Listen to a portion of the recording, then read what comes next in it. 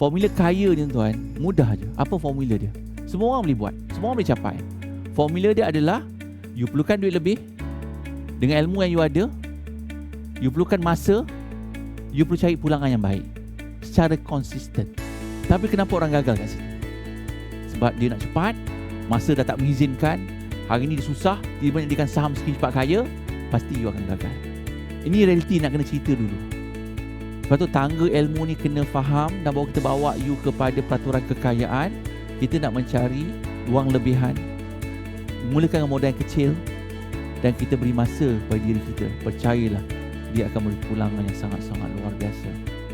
Sebab tu Allah berfirman dalam Al-Quran lebih 90 kali tentang sabar. Bila sabar melakukan sesuatu, insya-Allah hasilnya sangat-sangat lumayan. Dan bukan labur hari ni besok pakai Ferrari. Bukan labur hari ni minggu depan kita jadi kaya. Tidak.